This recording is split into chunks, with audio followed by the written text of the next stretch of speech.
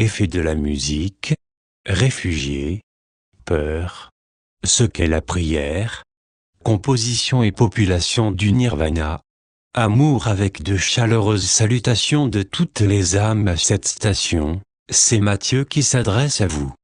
Certainement pas une seule âme ne contestera que l'année a semblé passer en trombe, mais peu savent que ce qu'ils perçoivent comme l'écoulement plus rapide du temps provient du passage de la Terre à travers les plans énergétiques, ou que la sensation de précipitation du temps se renforcera alors qu'elle pénétrera des niveaux vibratoires encore plus élevés. Vous le savez parfaitement, mais il est peu probable que vos pensées soient en ce moment préoccupées par les rouages des lois universelles, mais plutôt par les activités de la période de Noël. Et en accord avec cela, nous parlerons de la musique traditionnelle de cette saison-ci. Vous écoutez, chantez ou jouez de la musique religieuse, de majestueuses œuvres musicales, des chorales, des chants de Noël et des airs populaires, mais vous ne pouvez réaliser à quel point cela affecte votre monde. Au-delà de la vénération et du grand plaisir que cela vous procure, ce qui en soi est extrêmement bénéfique, les sons et les paroles de votre musique familière émettent des vibrations qui soulèvent de fortes émotions. Nous nous réjouissons avec tous ceux qui s'en émeuvent lors de festivités en famille ou entre amis, de services religieux, de concerts ou autres événements spéciaux. Les vibrations intensifient également les sentiments des personnes qui pleurent la perte d'êtres chers, ou qui sont malades ou sans abri et affamés. Et ce sont les émotions amplifiées prédominantes qui incitent des individus et des groupes à aider les personnes dans le besoin ou nécessitant d'autres formes d'assistance. Plus que jamais, l'élévation de l'âme inspire les cœurs bienveillants et cela réjouit ceux qui en bénéficient, et la lumière qui en découle brille vivement. L'importance de la musique est beaucoup plus qu'un événement saisonnier, elle joue un rôle essentiel dans votre vie tout au long de l'année. Ce que certains appellent la musique des sphères, les sons splendides des instruments à cordes ont probablement suscité l'idée que les âmes dans les cieux jouent éternellement de la harpe, produisant des vibrations à une fréquence qui maintient l'univers en équilibre. Et étant vous-même un microcosme de l'univers, vous bénéficiez de cet effet équilibrant, dans la mesure même de votre réceptivité. Bien que l'image des éternels joueurs de harpe au nirvana soit bien loin de la réalité, il y a des milliers, et parfois des millions ou plus de musiciens et d'instruments jouant, parce que la musique est essentielle à l'existence même de votre monde spirituel. Les vibrations tout particulièrement des instruments à cordes gardent son enceinte flexible et tout ce qui est dans le royaume en harmonie, et elles sont indispensables à la guérison des personnes qui arrivent avec une psyché traumatisée ou un corps éthérique endommagé. D'une façon semblable, les compositeurs et musiciens du nirvana vous viennent en aide. Ils transmettent continuellement de la musique à la Terre de sorte que ses résidents puissent absorber les vibrations élevées qui libèrent des sentiments réprimés. C'est en quelque sorte une catharsis émotionnelle, et, à moins que la maladie soit un choix du contrat de l'âme, ces vibrations aident les organismes à recouvrer la santé.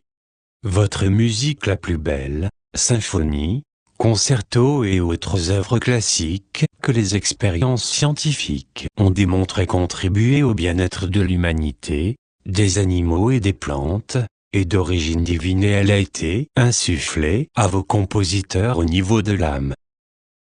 Certains ont attribué leurs œuvres à l'inspiration divine, et, puisque la musique vient de l'âme, ces compositeurs en ont attribué le crédit acquis de droit. Ce qui ne découle en aucun cas d'une source divine, ce sont les sons discordants, cacophoniques de musique, heavy metal et hard rock, qui ont souvent des paroles qui émettent également de très basses vibrations. Ces sortes de sons irritent votre système énergétique, créent un déséquilibre et réduisent la capacité du corps à absorber la lumière. Ils vous affectent négativement, émotionnellement, physiquement et mentalement, affaiblissant ainsi la conscience spirituelle. Bien que des compositions néoclassiques puissent avoir un peu le même effet, les compositeurs, qui sont particulièrement sensibles aux énergies de la Terre, ont composé une musique reflétant l'agonie de Gaïa jusqu'à ce que l'ascension de son corps planétaire soit bien en cours. Et la négativité dans l'activité obscure contemporaine sous-tend les œuvres atonales de compositeurs plus tardifs. Maintenant, même si un certain nombre d'entre vous n'ont pas demandé nos commentaires, nous aurions pourtant parlé d'une partie déplorable de ce qui est par ailleurs une saison empreinte d'une extraordinaire délicatesse, gentillesse et générosité, l'esprit dans lequel un certain nombre de pays accueillent les réfugiés syriens. Beaucoup au Congrès des États-Unis et parmi certains candidats à la présidence inculquent, au lieu de cela, aux citoyens la peur des réfugiés. Certains témoignent d'une réelle préoccupation, ayant succombé à la peur fomentée. D'autres usent pour ainsi dire de la peur, pour en tirer un profit politique. Non seulement la peur est une énergie fortement amplifiée, qui bloque la lumière et donc l'empathie, la sympathie, la compassion et la pensée rationnelle, mais elle est terriblement contagieuse. Quelques personnes retenant l'attention du public, auxquelles les médias principaux apportent leur soutien, peuvent contaminer la population. C'est ce qui est arrivé aux États-Unis, où beaucoup de gens ont peur d'offrir un refuge à des réfugiés. Nous honorons et félicitons toutes les âmes dans ce pays et autour de votre globe, qui pensent et s'expriment de façon factuelle. Les réfugiés ne sont pas des terroristes. Ils fuient la guerre et le terrorisme. Pour atteindre un abri sûr, ils risquent leur vie en traversant des eaux houleuses dans de petites embarcations surchargées ou entreprennent des randonnées terrestres ardues et épuisantes. Un terroriste pourrait-il se joindre aux millions de femmes, hommes et enfants qui quittent leur maison, leur travail et tous leurs biens pour entreprendre un tel périple? Oui, évidemment qu'il y a une possibilité, mais la pensée rationnelle est, n'ayant aucune assurance de survivre, ni la capacité de transporter du matériel explosif, un individu chargé d'une mission destructrice voyagera probablement par un moyen de transport rapide et sûr, lui permettant d'emporter le matériel nécessaire. Dans un amour inconditionnel pour Gaïa et pour chaque être sensible sur son corps planétaire, des civilisations lointaines, dont l'immensité et la puissance sont au-delà de votre imagination, rayonnent une lumière intensive pour dissiper la crainte, de sorte que chaque cœur puisse s'ouvrir à l'amour. L'amour est la clé du monde, que vous êtes là pour aider à créer, et vous vous sentiriez encouragé comme nous le sommes, si vous pouviez voir la lumière rayonnante de toutes les âmes qui y réagissent. Nous citons une ligne du courriel d'un lecteur. Je souhaite tant que chacun se sente aimé et réconforté, chaque être vivant de chaque royaume. Lorsque ces sentiments imprégneront votre monde, la terre sera l'Éden magnifique, qu'elle fut autrefois et toute la vie fleurira harmonieusement comme elle le fit jadis.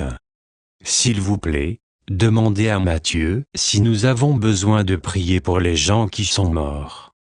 Si nous choisissons de mourir d'une certaine manière, un certain jour et à telle heure, à quoi cela sert-il à l'âme? La prière et la méditation sont-elles la solution à tout ce qui se trame dans ce monde? D'abord, nous répétons quelque chose qui est mentionné dans les messages précédents, votre pensée même et vos sentiments sont une prière. Mère, nous voulons fournir des informations sur la prière, qui vont au-delà de juste répondre à la question. S'il te plaît, copie ce que je t'ai dit il y a longtemps, quand je vivais au Nirvana. Ce qui suit est un extrait du chapitre « La prière » dans le livre « Matthieu, raconte-moi ta vie au paradis » traduit par Jean Hudon. Matthieu, les effets des prières sont-ils diminués si les gens ne vont pas à l'église, même s'ils connaissent l'importance de l'énergie de groupe? Dieu n'a jamais voulu que les églises soient des bâtiments de quelque nature que ce soit.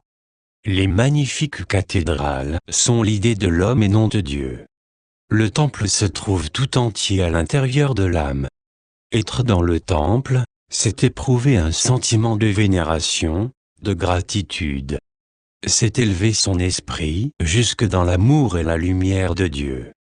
Ainsi, l'Église consiste en une simple prière assez fervente, pour toucher l'univers entier. Dans une Église remplie de gens qui prient, peut-être que seulement quelques-uns dégagent en priant un flux d'énergie pure et puissant. Bien des gens ne prient que pour la forme, sans aucune énergie réelle. D'autres prient dans une telle détresse ou sont si anxieux que leur énergie est altérée et a un effet défavorable sur eux-mêmes, en plus de contribuer à la négativité universelle. Seul un flux d'énergie homogène peut affecter positivement chaque âme et l'univers, et non des prières frénétiques demandant certaines conditions précises. Seule une énergie équilibrée peut soutenir et réconforter.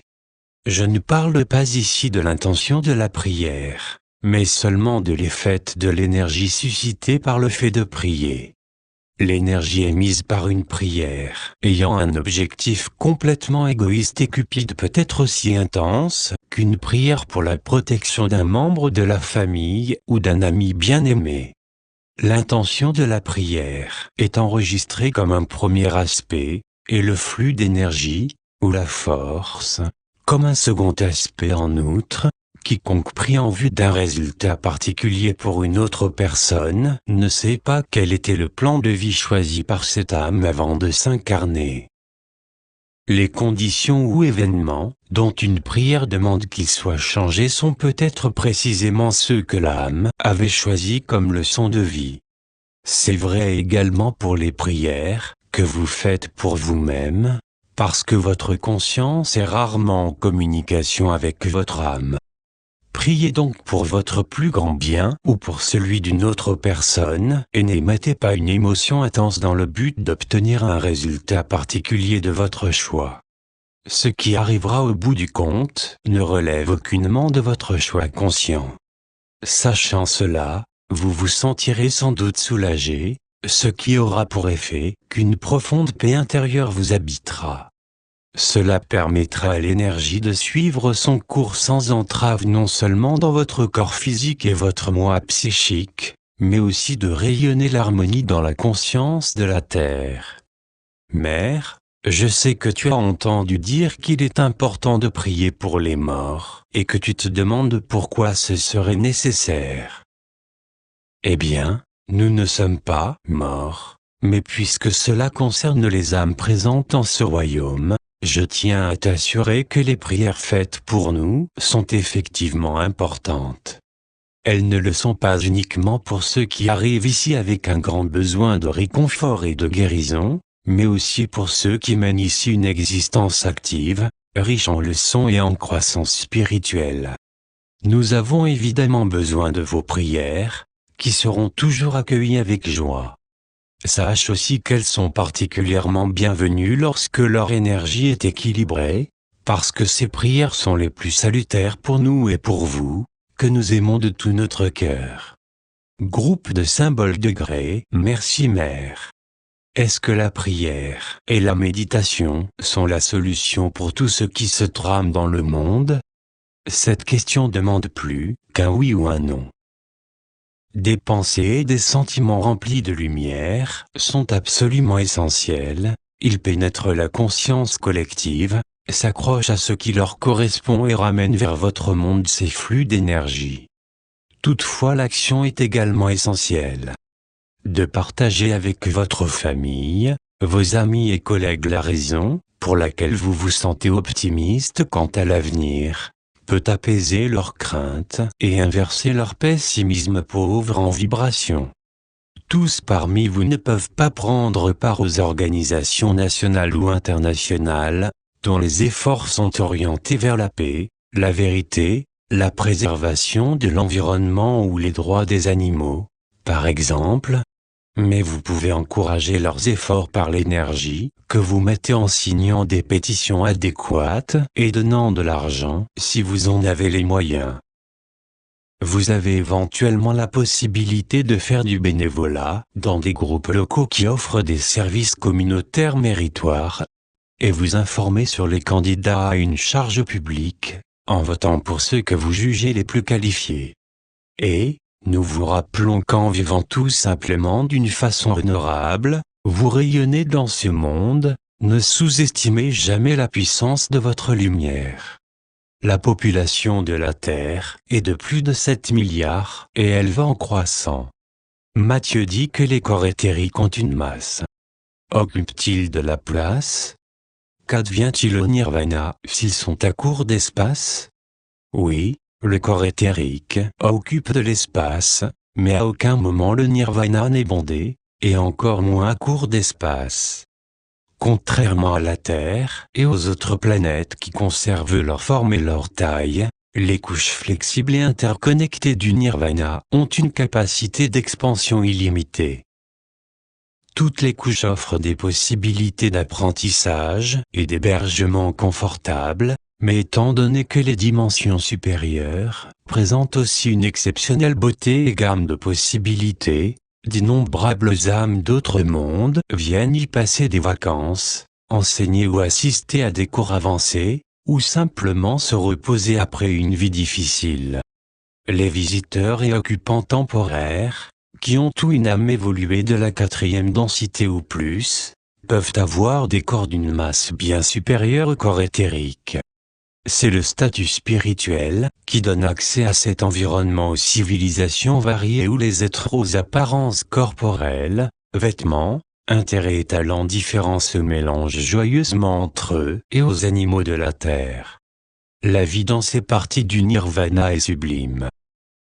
Et, bien qu'ils aient connaissance de vos idées biaisées sur la religion, les visiteurs et autres qui vivent là temporairement se joignent aux résidents de la Terre pour célébrer avec vous l'esprit de cette saison sainte de Noël, et leurs vibrations élevées combinées s'ajoutent à la lumière scintillante de votre monde.